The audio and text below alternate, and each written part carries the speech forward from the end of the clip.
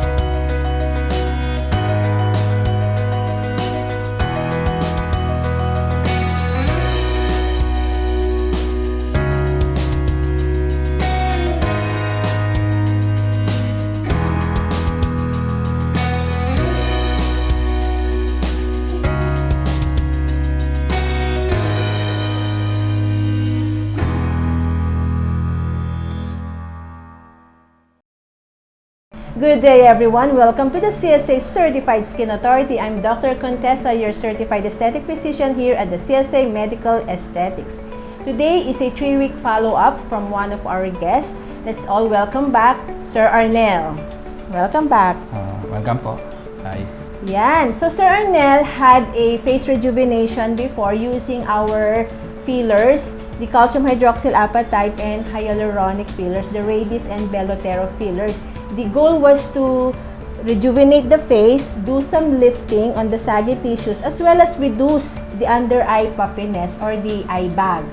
So, Sir Arnel, kamusta naman po during your yung 3 weeks na yon after ng treatment natin? 3 weeks ago nga po, I had this non-invasive procedure, yung paglagay po ng fillers. Na-rejuvenate naman po yung areas na affected. Exactly po. And meron po bang nakapansin sa mga kasamahan, sa trabaho, sa bahay? Marami po. Dahil before talagang very pronounced po yung eye bag. Yes. So with the fillers, yes po. Na-rejuvenate po yung skin. Yeah. Actually, tama po. Yung skin din is also being rejuvenated dahil gumagawa po ng bagong collagen yung tissues natin. So, nagkakaroon pa rin ng tightening habang tumatagal pa po. And 3 weeks pa lang po in few days. So, magkaka-improvement pa po habang tumatagal because the materials are just inside the tissues po. Hindi pa man siya umabot dun sa 3-month time na talagang full blast yung pag-create ng mga elastin and collagen fibers po. So, kasi nga we were discussing kung possible ba na non-surgical technique medyo ma-reduce yung puffiness under the eye. So, right now I can see po yung reduction na po nung sobrang puffiness. Ngayon po, actually the goal is to combine it with another treatment modality para totally po talagang mag-flat na rin po itong under eye ni Sir Arnel. And we wanted again, non-surgical approach pa rin po kasi busy rin si Sir Arnel. Marami rin pong trabaho bilang isang tagasulat, news editor po, tama po? Yan, so busy rin sa work, so hindi siya pwede dun sa mahabang recovery period. Like sa surgery po, I think ilang days or weeks or months na talagang you cannot go out kasi swollen na swollen yung face. So I think we have a very good result po, very good outcome with Sir Arnel. And in terms of dun sa pamamaga at saka pasa, kamusta naman po? Very minimal lang po yung... Yes, minimal. Correct. Mga Swelling. Swelling. Yeah. Kasi nga, whenever we do injections pa rin, expected naman talaga po with the injection procedures, somehow meron pa rin mga pamamaga or konting pasa and some discomfort pa rin. But those are so minor and tolerable. And wala naman po itong worse side effects po. As long as done by our trained physicians, yung mga talaga pong certified injectors sa ating mukha.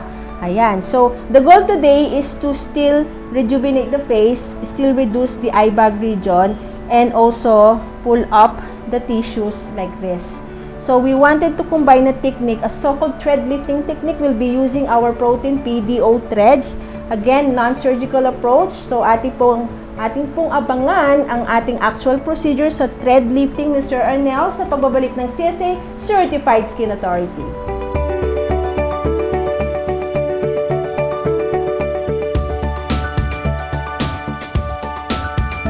And we're back mga ka-CSA. So we are now at the actual procedure of our thread lifting technique for the treatment under eye region and the lifting from the temple area. Okay, so we do a protocol of aseptic antiseptic. So actually I have a soap gauze with chlorhexidine, and then also after that we have to inject our lidocaine to numb the area. So I'll be doing the under eye PDO thread. So I'll pinch the skin here and inject a lidocaine. So my entry point will be very numb.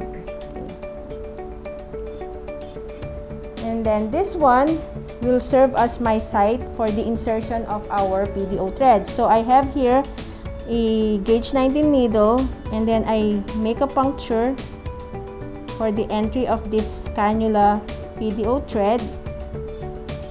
Okay, 5 entry points. So I'm now using a so-called PDO thread, stellar PDO type of thread. It's gauge 30 with 25mm thread. Sponge please. Okay. So I already have my insertion points, and then I start with the first stellar PDO thread for the under eye region. Again, the purpose is for skin tightening, skin firming, rejuvenation, also lifting effect. The threads also induce a collagen formation. So over time, we'll be having development of new collagen fibers as well as elastin fibers. Because while the threads are inside, they help the fibroblast cells to create new collagen tissues. So it will induce a protein tissue formation. Okay, sponge please. And also they have been seen to have a benefit of neovascularization or angiogenesis. So vascular supply will be improved and better skin nutrient supply or tissue nutrient supply. Okay, so I'm having this PDO thread again for the under eye area. Okay, we'll make a puncture again. So our types of threads were also seen to have a so-called lipolytic effect, meaning to say some of the fats could be reduced. So parang mayroong metabolism ng ating mga fat cells with the help of our protein threads. Okay. And I think it's more of the development of our collagen tissues overcoming the adipose tissues. So, habang tumatagal, nare-reduce yung mga fat cells. So, yung bulge dito sa ilalim ng mata could still be improved. So, I think I'm on the 5th stellar PDO.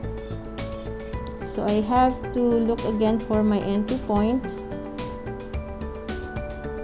The last part, I need the gauge 19.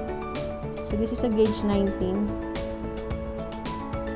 Very important to use a wider diameter needle. And then this is a gauge 30 cannula here. Okay, so we're done with the under eye PDO threads. Let's proceed with the cog thread lifting on the temple region. So this time we'll be using barb or cog threads. So the goal of the barb thread is to grasp tissues, those saggy tissues, the ones that are already on the lower face, we want to bring them back upwards. Okay, so it's like restoring yung mga tissues natin into their original position. Kasi over time, with the aging process, pull of gravity, so our tissues, they tend to droop, they tend to go down. So I'll make a 3 entry point here. So I'm following the line from the tail of the eyebrow, a horizontal line towards the region of our ear. Okay, and then I'll make an entry point here, 1, 2, so it's about 1 centimeter apart. Okay. So I'll start with my first board thread. I'm using a PDO cog thread from Stellar cog thread. It's a barb type of suture thread, an absorbable type of suture thread. Okay. So this is my first entry point, and then I grasp the skin like this and push this cannula downwards. So a while ago, I already injected lidocaine here in the pathway where my threads will enter. So some pressure there, pressure lang po sir, inhale, exhale. Anatomically speaking, we have to be at the deep dermis or the superficial fat layer. So that's the goal where we should place the thread.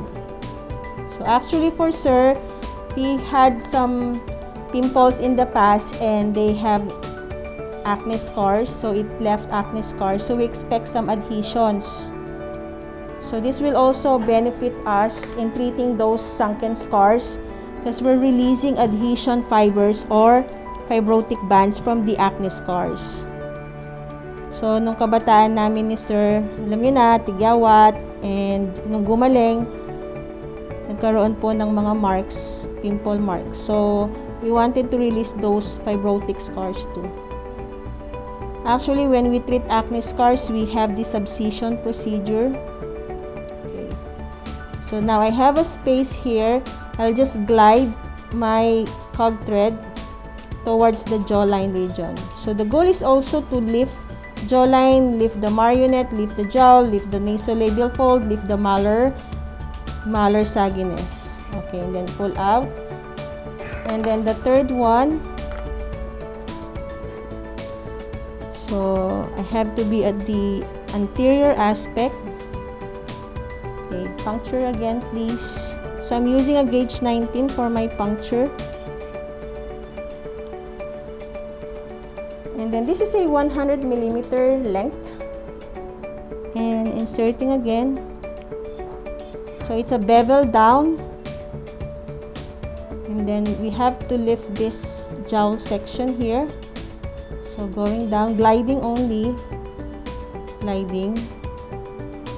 And some discomfort. So I can feel some fibrotic bands because of the acne scars before. So we're releasing those fibrotic bands. So somehow we're also treating the acne scars. And with the help of our threads, it will boost our collagen fibers, elastin fibers for further rejuvenation. So I'm done with my 3 cog threads here.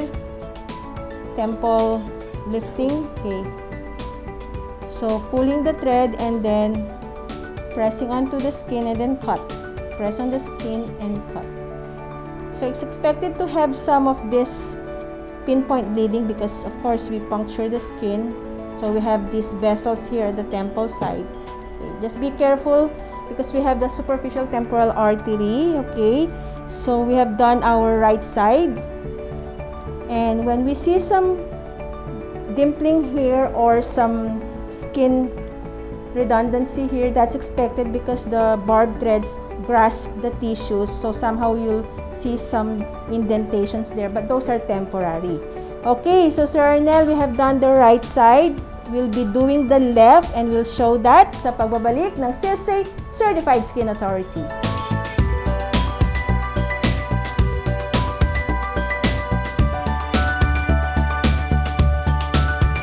And we're back mga ka-CSA. So we are proceeding to the left side, and again we're doing PDO threads under the eye area to reduce eye bag problem. Okay, then we have here the lidocaine and injecting into the periphery here. So this is to numb the entry point of our threads. Okay, and also on the temple region, aligned to the tail of the eyebrow up to the upper lobe of the ear, and injecting for my entry point. So this is to numb our site of insertion for our PDO threads. Okay, so I'm using again stellar threads. This is for the under eye.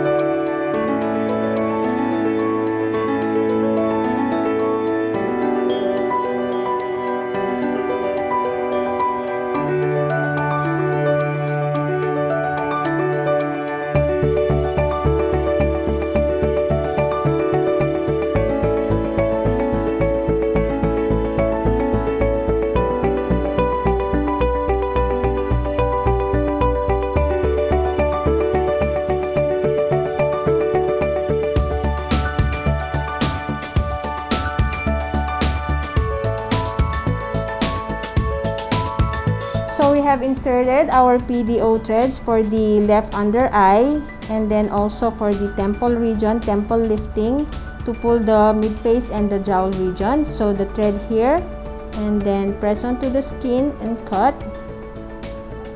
Then press onto the skin and cut. Press to the skin, cut. Okay. So then we can do some massaging to release the tension because the barb of the threads had grasped the superficial fat layer, so it's expected to have some irregularities initially, but this will be temporary. It will also clear up. Just as time passes by, as the tissues were lifted like that, so there will be more lifting effect and also improvement of the surface skin. And with Sir Arnel, I have noticed there are acne scars also, so we can also treat those sunken scars or depressed scars because this has a neocollagenesis and also formation of extracellular tissue matrix, and it will correct also our sunken scars. So we have done the thread lifting for the under eye as well as a temple cog lift.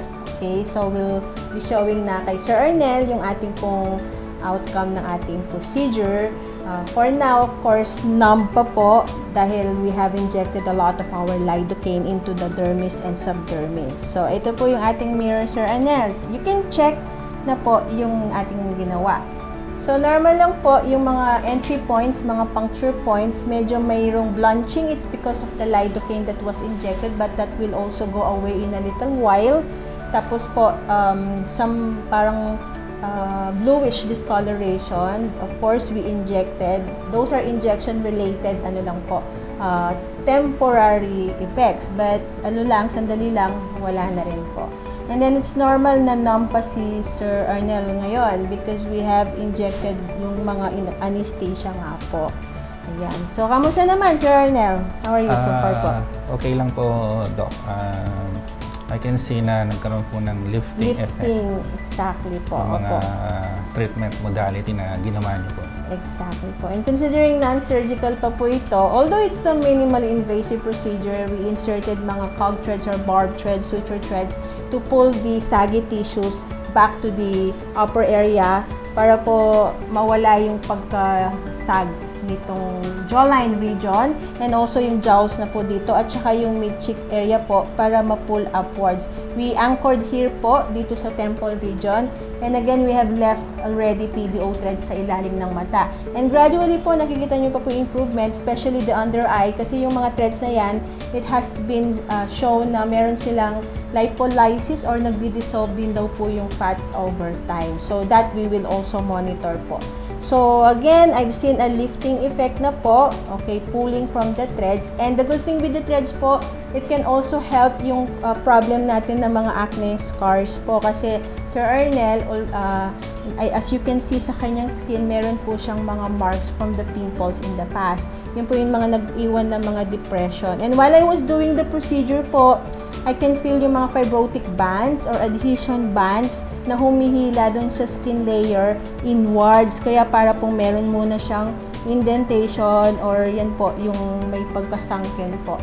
And then, because we did the pulling, of course, it's expected po, pag hinila nyo pong pataas na ganyan, a portion of our skin will become parang irregular muna, but that is temporary. It will also clear also over time.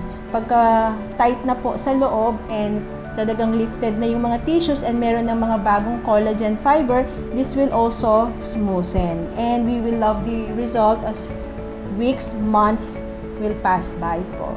Yan. Thank you, Sir Arnel. Maraming salamat din po, Doc.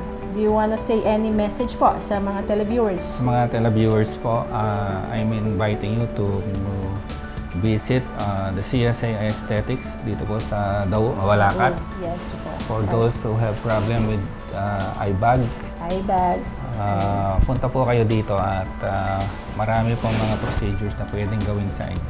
Yes, actually po we have combination treatments, mga pwede pong mga injectables, and we even have lasers to manage po yung mga aging skin. Yan. So, hindi lang naman mga injections, we also have energy-based devices. So, right now, the trend is to do combination for the rejuvenation process of our face. You get the benefit of each treatment modality, combining them, and then I could say it's a perfect solution already. Yeah. Yung fillers po, tsaka Fillers threading. and threads. So we did combine fillers and threads, and for a maintenance, pwede rin po si sir yung mga HIFU or mga RF microneedling, radio frequency microneedling, or mga skin resurfacing lasers. Pwede rin po kay Sir Ernel, and even yung mga injection ng Botox or neurotoxins. O ayan, sa mga ka-CSA, I think meron tayong pong natutunan ngayon. Maraming salamat po sa inyong pagtangkilik. Thank you, Sir Ernel. Hope to see you po again. And Maraming salamat. Yes, welcome po. And sa inyong lahat din po, maraming salamat always for trying to keep up with what is the latest right now. Okay, so kung meron po silang katanungan, you may email us at csaskinclinic@yahoo.com. We have our FB page, CSA Derm Centre, Instagram, CSA Derm Centre. And yung previous episode ni Sir, where we started with combination calcium hydroxyl apatite and hyaluronic, meron po dun sa aming YouTube videos. Only type Contessa Salvador. So makikita nyo po lahat ng mga topics. So, lahat ng mga naging episodes namin in the past, you can see them in our YouTube channel. And ang clinic po namin, again, nabanggit ni Sir Ernel, it's located here at the 2nd floor, Pure Gold Dau Building, Dau MacArthur Highway, Mabalacat, Pampanga. Contact number 045-331-1117 or 0933-860-9196 or 0917-50-44286. So, thank you. God bless you all. When it comes to natural beauty, you can trust the CSA Certified Skin Authority.